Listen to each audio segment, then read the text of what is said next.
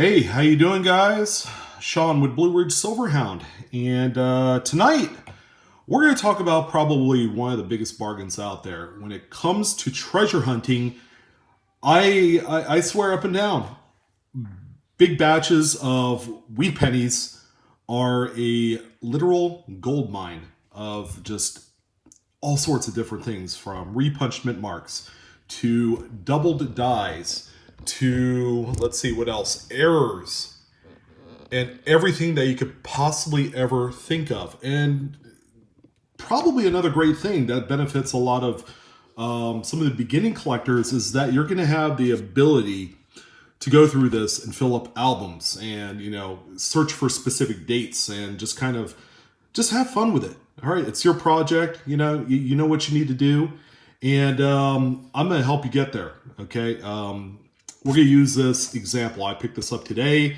There's about 4,300 wheat cents that is in this box that I just hauled away, and yes, we are going to go through it. Now, let's go ahead and talk about the appropriate amount of money that generally these go for on the retail market side of it. Usually dealers buy these for about 2 cents a piece. Okay, they'll generally wholesale them out for about 3 cents a piece. But typically they want to make more money. They're going to go the route of charging 4 to 5 cents a piece. Now, there are certain, circumstances that will change that amount of money. What I have here is strictly nothing but 40s and 50s wheat cents. Let me go ahead and take a few of these bags out. And they are heavy. They are heavy. And there's a lot of great stuff that we are going to search through. Not all in one video. This is kind of like the kickoff video for what we have going on here. See, there's even some nicer condition coins that I picked up for 3 cents a piece. All in all, I paid about $120, and I feel very comfortable buying and selling these big lots of wheat cents to where I break even on the actual lots. Okay, so you got to also take a look at the cost comparison from when you buy it to when you sell it, because obviously you don't want to take a huge hit on these. Am I right? So here's another bag. There's a really nice BU coin right there. That is probably, these are all 50s. They're all separated out by dates and everything like that. And then we have one more bag. It looks like more 50s. Some nicer coins still in there. There's a few with like some tape and goop and gunk on there. But in all, these are nice circulated coins. So why do I go through this? By the way, this is going to be an exercise in patience, and those eyes of yours, they have to be fresh when you're going through things like this. So for a kickoff video, what are we expecting here? All right, first and foremost, usually off of a amount of pennies that consists of these type of like more common dates, I like to target about $200 in profit or return from it, or value. Okay, there are some pieces that I just won't sell because they're just a phenomenal find. A D over S 1944, for example, is a great coin to find and subsequently keep in your collection because you don't come across those that often. But when you go through batches of just bulk wheat cents like this, rest assured, your chances of finding some of those rare coins that we only dream of finding, like stuff that you see in the Red Book or online or wherever, okay, can be a bigger reality, a better chance type of reality when you go through more coin. All right. Generally, when it comes to this caliber of pennies, 4 to 5,000, it will take me on average about 2 weeks to go through, because I'll go through all the coins in one swath, and I will go through them a second time to look, and I kind of split it up between errors and varieties. If I don't find it the first time, I'll check it out the second time. And that's where kind of like the fun of it is. If you guys have seen like my pocket change market reports or some of the other like, hey, what's the selling for on eBay videos? you're going to find that, just finding one coin with like a minor strike through can sell for about $5 to $10. So what I'm going to do in the course of the next 7 to 10 days, okay, because I'm going to try and expedite the process of going through all these coins, I'm going to talk about 5 significant finds that are worth some FaceTime on the video. All right, that's going to give you kind of an idea of some of the the rarities or the varieties or the errors that I find in these wheat cent lots. Okay, some people say, well, how do you know they're not searched? Well, you don't know that. And most people will search through these specifically for like a key date. All right, a 1914D or a 1909S VDB Lincoln cent. It's been done before, but the actual odds of finding that is very, very low. Less than, a 0.1% chance that you'll find it out of a 5,000 wheat cent, group. So in terms of the best types of materials, tools of the trade, so to speak, that you'll need for this, keep in mind, it's a dirty job. So we're going to go ahead and put on some nitrile gloves. No specific reason why I use nitrile gloves. They are powder free. So there are some of you that are probably allergic to latex and the powder that comes with that. Then these gloves are fantastic. Guess what? Harbor Freight special right here. It's like $5 for a box of 100. All right. And then another tool that is absolutely paramount in the success of doing this is a good old magnifier. Now, this one right here is probably a little bit too strong or too powerful for a lot of you. This is a 30 times power magnifier. I will tell you this right now, okay? This is probably overkill, but I've been using it for a better part of the last 10 years, okay? Some of you have probably recognized this magnifier from some of my first videos. Well, guess what?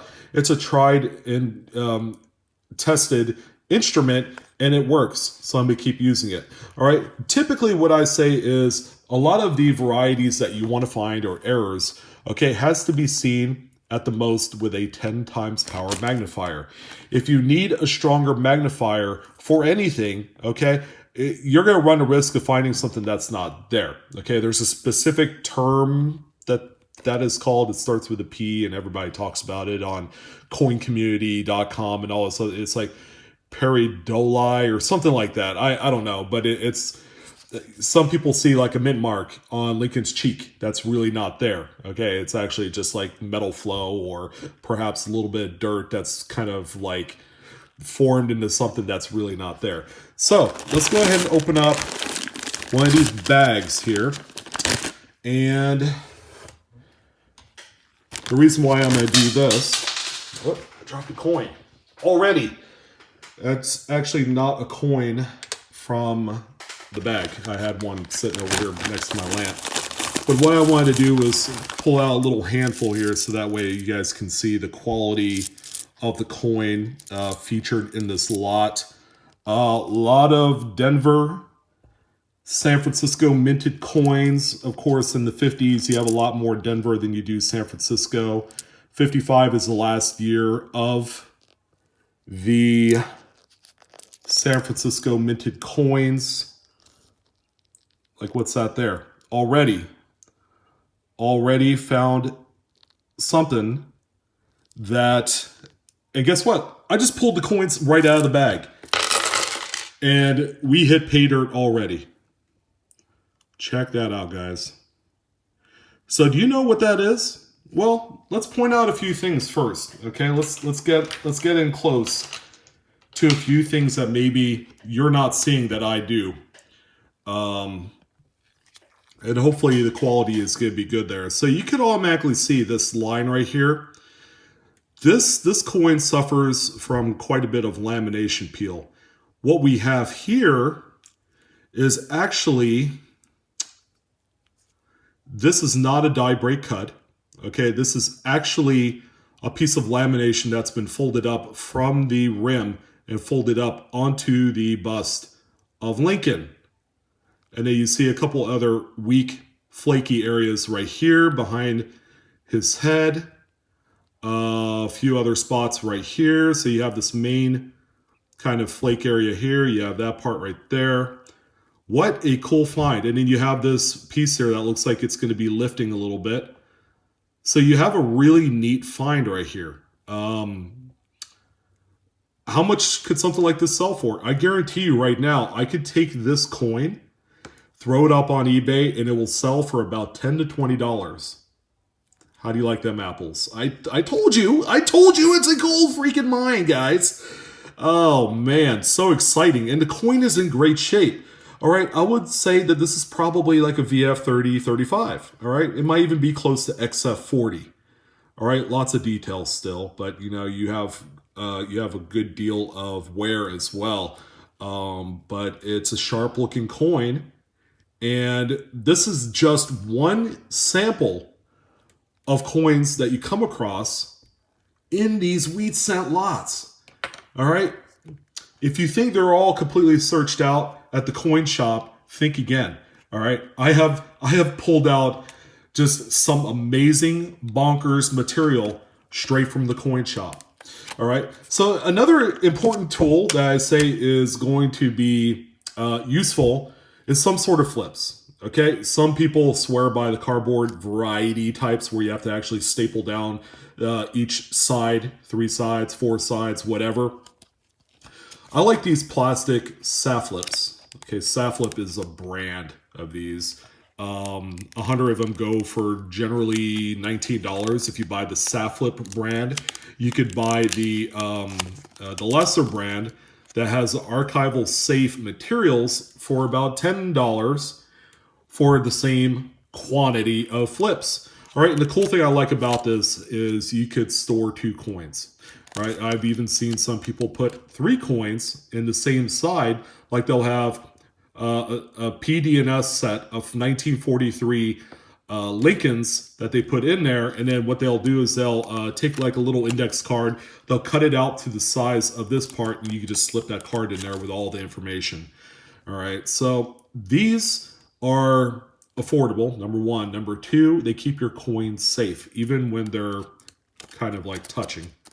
You know, the plastic is very safe and it won't tarnish the coin. Okay, there's no PVC that you have to worry about in here. How cool is that? We found a coin right out of the gate that's probably worth between 10 and 20 bucks because of, you know, the incredible lamination. All right, but you will come across a lot of different things. Now, this one right here, this 4054D, all right, something looks funny with the edge. Again, this is just another coin that I pulled out. And if you looked on this edge right here, you'll see that it's kind of cupped all the way around. Do you guys know where this came from? Because I found a lot of these, and at first I thought it was a really neat error. All right. So what this is this was a previous encasement. Have you guys seen the good luck tokens that you would get at an amusement park or at the boardwalk, at the beach, and you stick a penny in there, and it would encase this coin with like a horseshoe. It'll say, keep me, and you will never run out of luck, or whatever. That's exactly what this is. The coin would get inserted into that aluminum encasement, and it'll actually crimp the edge all the way around. Okay, this is in theory a damaged coin, but this was previously a encasement piece here. All right, so that's what that is. See, it's interesting. You're never going to sell it for anything measurable unless you fake your listing. Here's another really nice coin, 51D. 51D, as you guys know, is a great date to find. There's a lot of repunch marks that exist. Let's see how successful I can be here in getting in close. All right, I don't know if I can. It's a little shaky there. Whoa. What do you think? Not bad, huh? You can see some die scratches and a few other things. It's kind of hard to get my fingers, really settled down so that way it's not jiggling around. But there's quite a few of these in this lot, and I would say that this is going to be a fun experiment. All right. So throughout the next 7 to 10 days, I am going to share 5 finds at a time. You guys got a bonus because we found this this coin right here, this 58D with the large gnarly fold over lamination right there. And we're going to talk about 5 coins at a time. I would anticipate that this is going to be, just like a string of videos that's going to be pretty intense the next couple weeks. And I think you guys will like it because it will effectively show you what I see. And then you could kind of utilize some of the techniques, some of the things that I see for your treasure hunting, your coin roll hunting. If you're going to buy some of these lots of coins here, you're going to know what to look for. And of course, there's no better tool than having the internet at the palm of your hands. I got my iPad, of course, plus I have a desktop. They both work equally well. I have all of my coin grading sites and coin attribution variety sites on hand. I have Chuck Daughtry's coppercoins.com site, which, by the way, is a wealth of knowledge. If you guys haven't seen it, check it out. It's really cool. But I'm ready to get started. This is going to be a lot of fun. And I hope you guys follow me on the journey by getting your own coins or perhaps going to the bank and getting some rolls. And you could see just how fun and just how exciting, and you can make money if you wanted to. You could really turn this into something that is going to give back. You could put the money, put it back into coins, and you could get bigger, better things. How would you like to start with 4,000 Lincoln pennies, and then 6 months later on down the line, we're going to be talking about 4,000 silver Washington quarters or 4,000 silver Walking Liberty $50. The opportunities are endless, okay? And I want to thank you guys for joining in on this kickoff video. 4,000 plus wheat cents. It's going to be a gold mine. Again, we are already well on our way. We pulled out a handful of coin out of here. Found a coin that was already worth about 10 to 20 bucks as an error that everybody, that a lot of the astute error collectors like. I might even throw that on eBay so that way we could see how much it really does sell for. If it's sold for $5, it's okay. We started out with 3 cents a piece, and that's where the fun is. Okay. I want to thank you guys for joining. Again, like, share, subscribe if you enjoyed today's content. I'm your host, Sean, with Blue Ridge Silverhound. And as always, Coinaholics, we are discovering together. Enjoy hunting, enjoy the search, enjoy coin collecting. I'll see you next time.